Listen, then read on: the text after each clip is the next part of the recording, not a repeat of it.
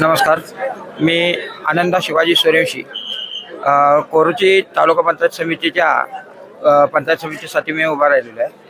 तर आपण सर्व ग्रामस्थ मंडळींच्या प्रगतीच्या ध्येयाने आपण कोणतेही राजकारणाचा हस्तक्षेप न करता आपण अपक्ष या पदाने मी उमेदवारी अर्ज भरलेला आहे.